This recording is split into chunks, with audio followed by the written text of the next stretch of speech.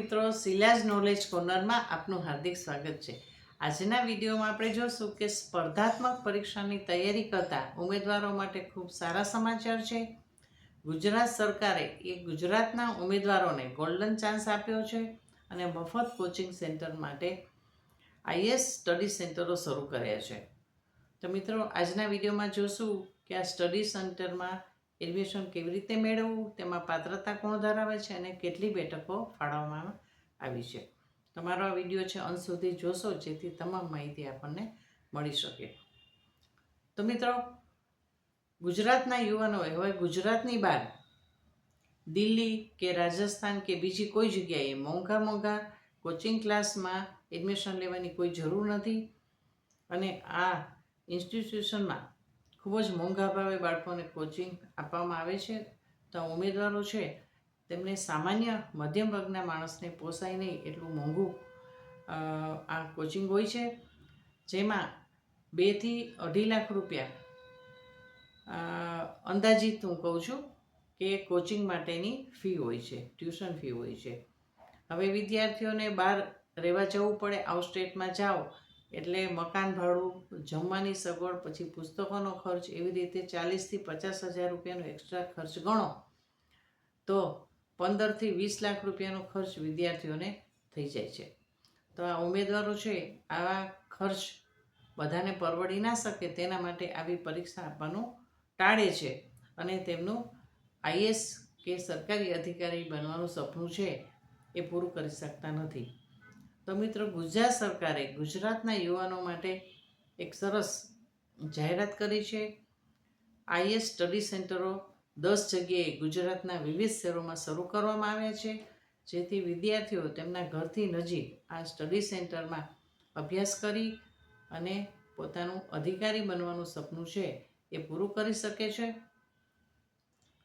તો મિત્રો, આ માટેની એડમિશન એક્ઝામ હોય છે, તો તેના ફોર્મ ભરવાના ચાલુ થઈ ગયા છે। હવે આ સ્ટડી સેન્ટરનું સંચાલન છે એ કેસીજી કરશે અને ઓનલાઈન ફોર્મ એના ભરવાના ચાલુ થઈ ગયા છે। તો નોલેજ કોન્સોર્ટિયમ ઓફ ગુજરાત એટલે કે કેસીજી અમદાવાદ દ્વારા જે ઉચ્ચ શિક્ષણની એક સરકારનું એક ઓર્ગેનાઇઝેશન છે, તેના મારફતે આઈએસ સ્ટડી સેન્ટરો છે તેનું સંચાલન કરવામાં આવે છે અને ઓનલાઈન અરજીઓ મંગાવવામાં આવી છે। તો એની વેબસાઇટ છે કે gtuadm.samarth.education.edu.in આ વેબસાઇટ અહીં આપેલી છે। આ વેબસાઇટમાં ઓનલાઈન અરજી કરવાની છે અને મિત્રો, થોડું જલ્દી કરજો કારણ કે ઓનલાઈન ફોર્મ ભરવાની શરૂઆત થઈ ગઈ છે। એડમિશન એક્ઝામ છે તેના માટેની ફોર્મ ભરવાની શરૂઆત થઈ ગઈ છે અને 15મી સપ્ટેમ્બર સુધી 15મી સપ્ટેમ્બર 2025 એટલે ખૂબ ઓછા દિવસો બાકી રહ્યા છે। તો જે મિત્રોએ આ અંગેના જે પરીક્ષા ફોર્મ ભર્યા નથી તો એ ફોર્મ ઓનલાઈન ભરી દેજો અને આ માટેની પરીક્ષા ફી છે 300 રૂપિયા છે। અને જો આ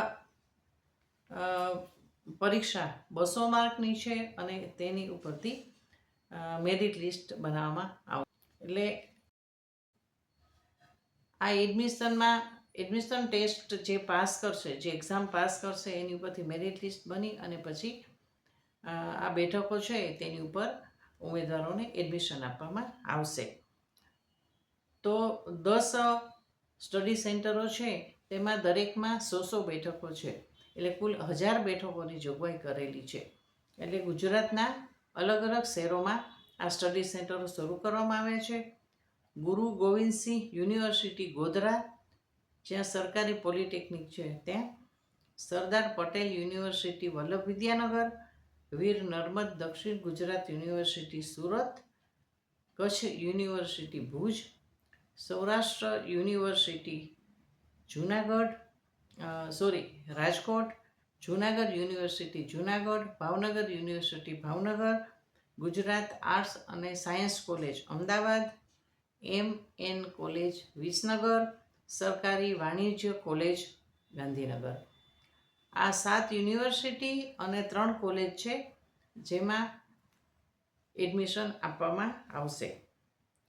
હવે આ 100 બેઠકો છે તેમાં અનામતની કેટેગરી પ્રમાણે બેઠકો ફાળવવામાં આવી છે, જેમાં 41% બેઠક છે જનરલ કેટેગરીના ઉમેદવારો માટે છે, 7% બેઠક છે એસસી માટે છે, શિડ્યુલ કાસ્ટ માટે 15% બેઠકો છે એ એસટી એટલે શિડ્યુલ ટ્રાઇબ એટલે આદિજાતિ માટે છે, 24% બેઠક છે એસસીબીસી માટે છે એટલે કે બક્ષી પંચ માટે છે, 10% બેઠક છે ઈડબ્લ્યુએસ આર્થિક રીતે નબળા વર્ગના ઉમેદવારો છે એના માટે છે, અને 3% બેઠકો છે દિવ્યાંગ માટે છે. આવી રીતે કુલ 100 બેઠકો છે, એટલે કુલ 10 સ્ટડી સેન્ટરમાં 1000 બેઠકો છે એ આ એડમિશન એક્ઝામ પાસ કરેલા હશે તેમને મેરિટ યાદી મુજબ કોચિંગ આપવામાં આવશે. હવે આ કોચિંગ છે એ ફ્રી ઓફ છે, કોઈ પણ જાતના પૈસા ભરવાના નથી, અને ઉમેદવાર છે તેના ઘરની નજીક કોચિંગ માટે અભ્યાસ કરી શકશે.